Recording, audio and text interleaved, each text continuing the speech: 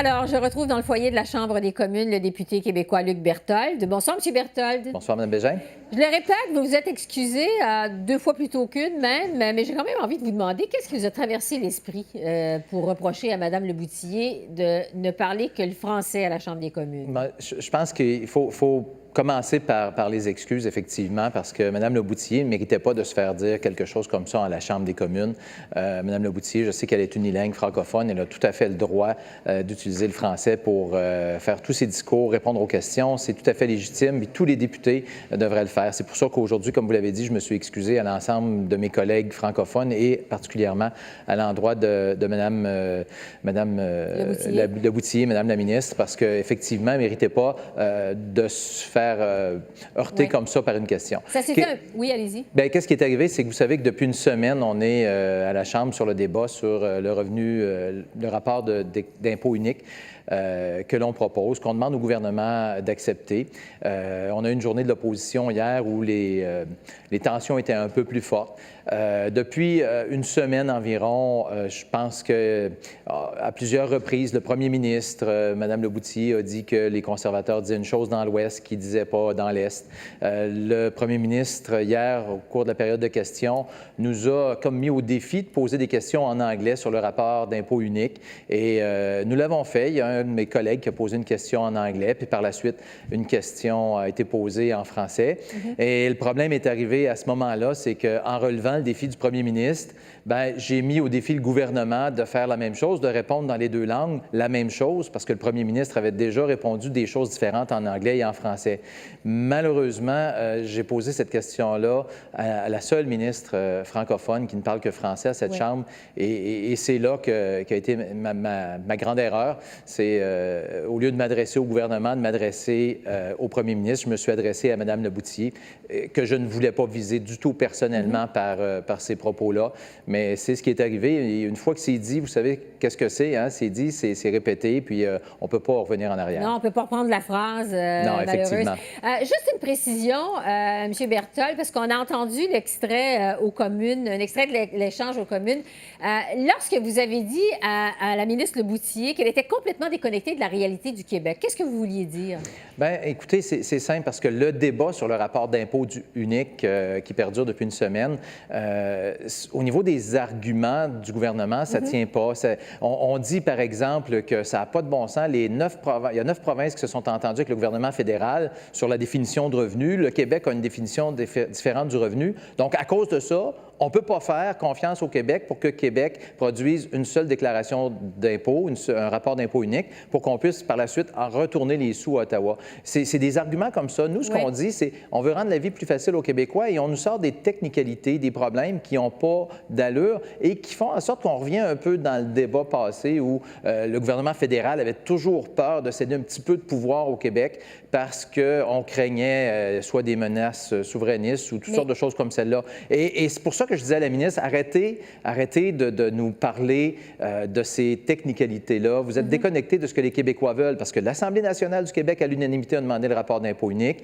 Le premier ministre du Québec l'a demandé. Et à ce moment-là, quand la ministre le refuse aussi Mais ça n'avait rien à voir avec le fait qu'elle ne maîtrise pas l'anglais ou qu'elle refuse de parler de l'anglais aux communes. Pas du tout, pas du tout. C'était uniquement concernant le rapport d'impôt unique. Et sur ce débat-là, je vais continuer à débattre avec la ministre de mes idées, de mes opinions.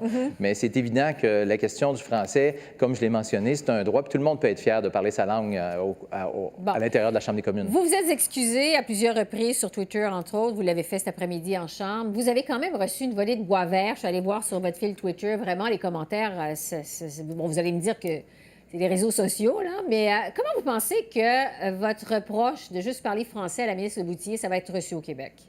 Bien, écoutez, je pense que j'ai expliqué à toutes les fois que j'ai eu l'occasion, je suis ici devant vous, je l'ai fait sur Twitter, j'ai expliqué ce qui s'est passé, je me suis excusé d'avoir tenu ces propos-là, qui, dans le cadre du débat, n'auraient pas dû être tenus envers Mme Leboutillier parce que c'était effectivement pas le fait qu'elle soit unilingue francophone que j'adressais, c'est plutôt des reproches qui s'adressaient au premier ministre. Donc, oui, effectivement, c'est très difficile avec les réseaux sociaux aujourd'hui. Je peux vous dire que de faire une gaffe en direct, c'est relayé un peu partout. Puis effectivement, c'est très dur. C'est dur pour moi, c'est dur pour mes proches, c'est dur pour mon équipe, puis c'est dur pour mes collègues aussi. Je pense qu'il n'y a pas personne qui veut vivre ça. Cependant, il faut faire face, puis assumer nos responsabilités. C'est quelque chose que j'applique depuis le début de ma carrière politique.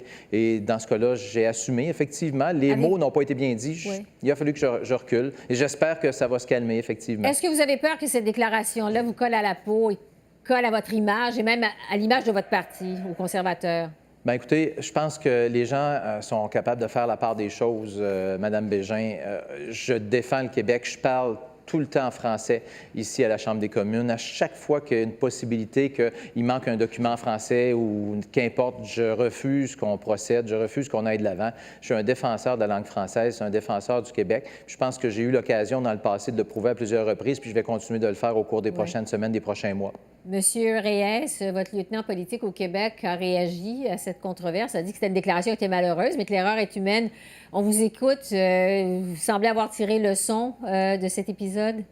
Écoutez, c'est évident que quand une chose comme ça nous arrive, sur le coup, dans le feu de l'action, on ne s'en rend pas compte tout de suite. C'est pour ça que vous avez dit que je me suis excusé à plusieurs reprises. Sur le coup, je ne réalisais pas que la ministre avait pris ces propos-là d'une manière personnelle comme celle-là. Ouais. Et par la suite, effectivement, on apprend parfois que vaut mieux... il y a une vieille devise qui dit « vaut mieux tourner la langue 7 fois dans sa bouche ».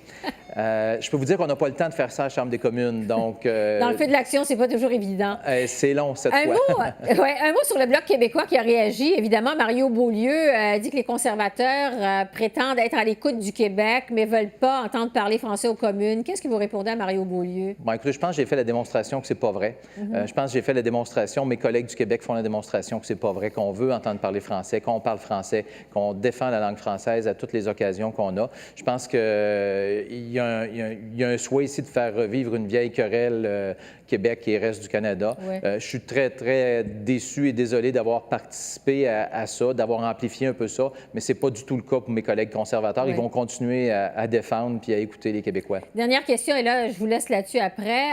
En fait, je vous ai posé la question de Mario Beaulieu parce qu'il y a un sondage léger qui a été publié au début de la semaine qui démontre que le Bloc québécois est en train de rattraper les conservateurs dans les intentions de vote au Québec. Le PLC, le Parti conservateur, et en fait, le PCC, le Parti conservateur du Canada, et le Bloc sont maintenant à égalité à 21 %. Est-ce que vous pensez que cette déclaration va vous nuire auprès des électeurs québécois plus nationalistes lors de la prochaine campagne électorale? Bien, écoutez, je l'espère. J'espère que non. Je ne le crois pas parce que les Québécois vont avoir un choix à faire le 21 octobre prochain. C'est de choisir un parti qui va battre le premier ministre, qui va faire en sorte qu'on change ce gouvernement-là.